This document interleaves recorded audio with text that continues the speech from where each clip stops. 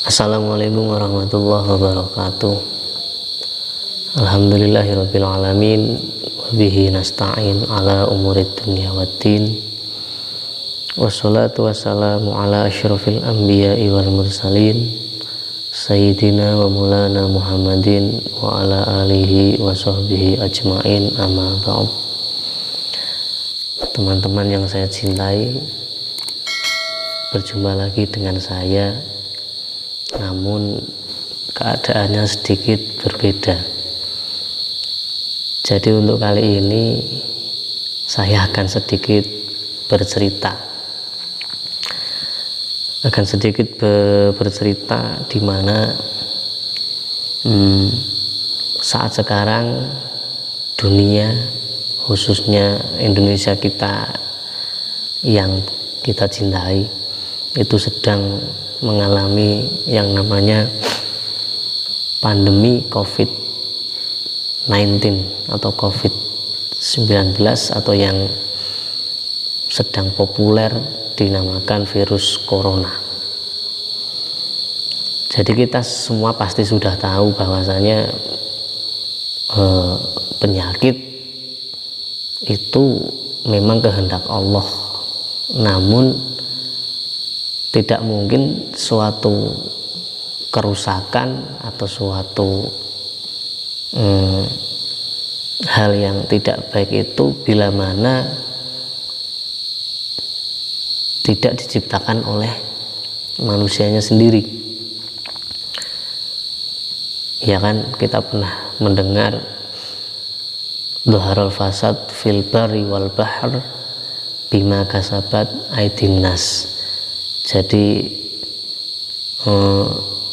munculnya suatu kerusakan atau tampaknya suatu kerusakan atau terjadinya suatu kerusakan yang terdapat di bumi maupun di lautan itu tidak lain bima kasabat aydin nas, atau tidak lain atas ulah tangan manusia-manusia itu sendiri.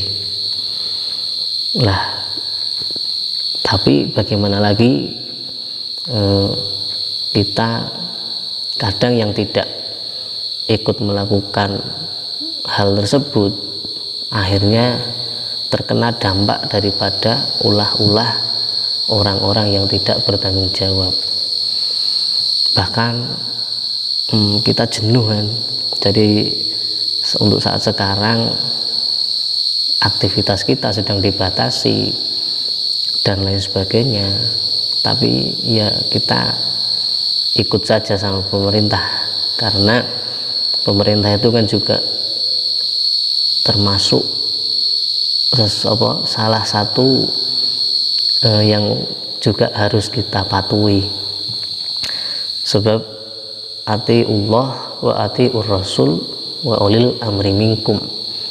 Jadi taatlah kepada Allah, taatlah kalian semua kepada utusan Allah, namun kita juga disuruh dan taatlah kepada pemimpin atau pemerintah, dengan catatan selagi pemerintah tersebut juga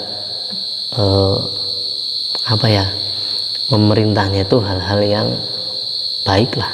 Kalau yang bertentangan dengan agama ya kita tidak boleh ikut. Nah, di sini saya menemukan sebuah cerita, di mana cerita ini siapa tahu bisa kita ambil manfaat, bisa kita jadikan sebagai salah satu obat daripada virus corona. Yaitu untuk kesempatan ini santai. Untuk kesempatan ini jadi kita akan bercerita tentang kehebatan sedekah. Jadi kita tahu kan, salah satu kehebatan sedekah atau salah satu fadilahnya sedekah itu di samping dilipat gandakan, ya kan, dilipat gandakan. Maksudnya man jaa bil hasanati falahu asyru amsalihha. Jadi ketika kita berbuat satu kebaikan akan dilipat gandakan 10, bahkan di ayat-ayat yang lain sampai 100, 700, bahkan sampai tidak terhitung. Itu kehebatan sedekah. Itu yang pertama. Salah satunya lagi kehebatan sedekah yaitu ada yang mengatakan bisa memanjangkan umur, juga ada lagi yaitu lidaf'il bala, atau bisa menolak bala atau menolak mara bahaya, menolak bencana lah. Jadi suatu ketika di mana seperti cerita yang terjadi di zamannya Nabi Sulaiman. Jadi di dalam zaman Nabi, ketika saat di zamannya Nabi Sulaiman itu ada salah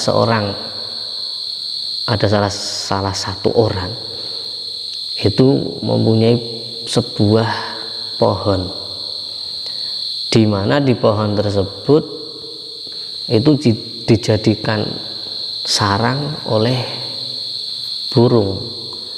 Kemudian suatu hari ketika pemilik pohon tersebut naik ke atas pohon, di situ menemukan sarang burung, di mana di situ ya maksudnya ada burungnya, bukan hanya sarangnya.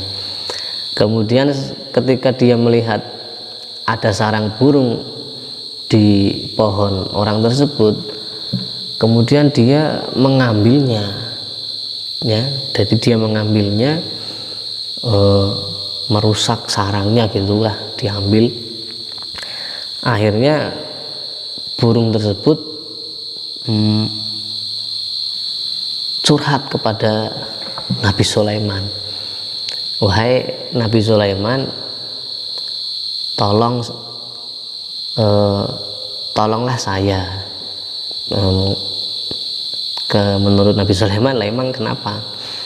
Akhirnya dia bercerita bahwasanya ketika dia sedang bersarang di pohon milik orang tadi, dia selalu diganggu, dia selalu, ya anak-anaknya mungkin atau telur-telurnya itu selalu diambil oleh pemilik pohon tersebut.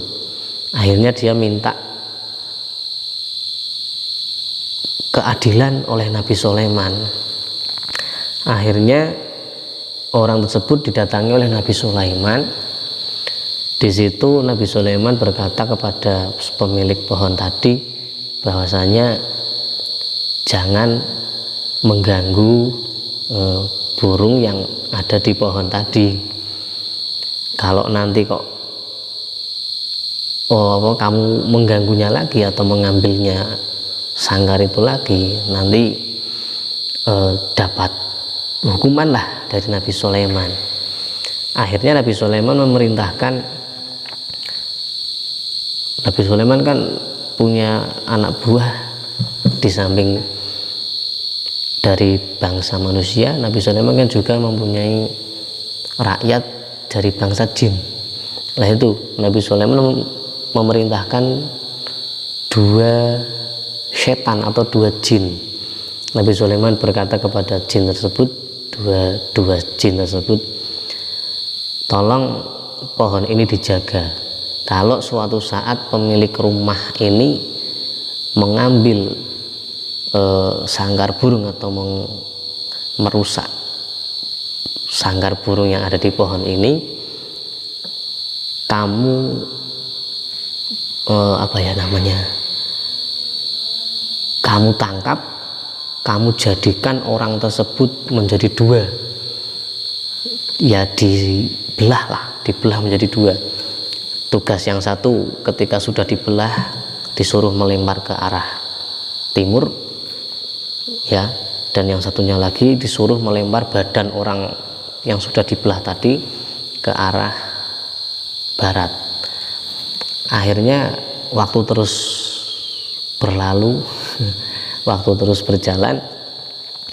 Di situ pemilik pohon tadi itu lupa atas nasihat atau larangan yang diperintahkan oleh Nabi Sulaiman. Orang tersebut lupa.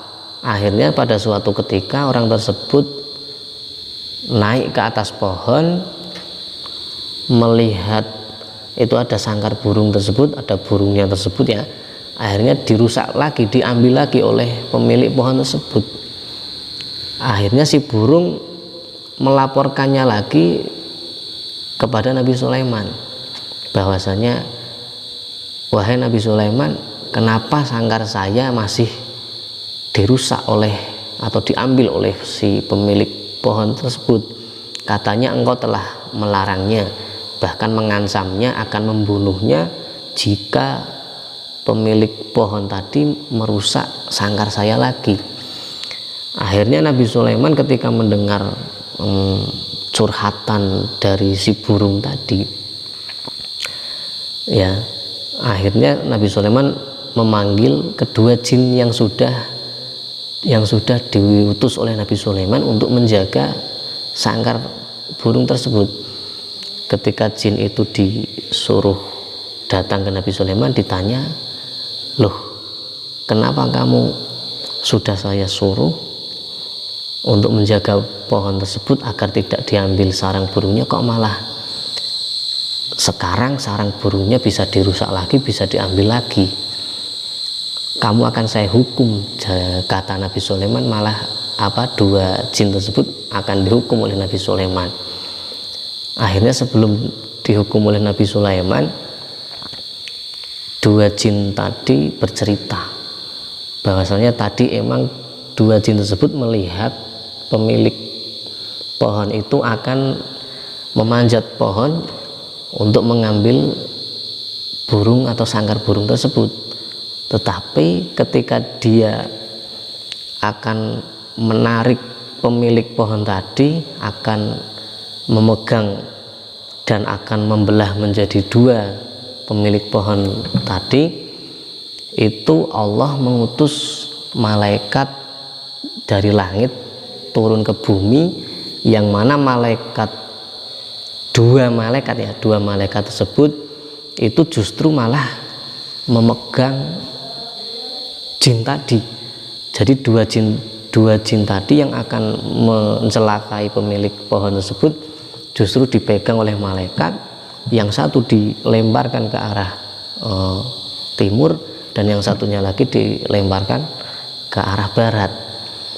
Lah, akhirnya ketika usut punya usut, ketika ditelusuri gitu ya, ada intelijen ya yang menelusuri kenapa kok Allah menyelamatkan orang tersebut dengan adanya datangnya dua malaikat tadi. Rupanya ketika ditelusuri, sebelum dia memanjat pemilik pohon itu memanjat pohon tersebut, itu pemilik pohon tersebut sudah melakukan sodakoh ya, sudah melakukan sodakoh. Jadi itu barokah dia memberikan sodakoh, barokah dia memberikan sodakoh, itu akhirnya dia diselamatkan dari mara bahaya, begitu ya. Ya, tapi di sini yang saya maksud sodakoh, bagi yang punya uang ya sodakoh uangnya, bagi yang punya tenaga ya mungkin lewat tenaganya, bagi yang punya ilmu ya mungkin lewat ilmunya. Minimal tidak mengganggu orang lain pun itu juga sudah termasuk sodakoh gitu ya. Ya, kiranya cukup sekian. Mohon maaf apabila ada kesalahan. Terima kasih, semoga bermanfaat. Nanti kita lanjutkan lagi ilmu tajwidnya. Jadi ini sekedar hiburan saja ya, cerita. Terima kasih, semoga bermanfaat. Wassalamualaikum warahmatullahi wabarakatuh.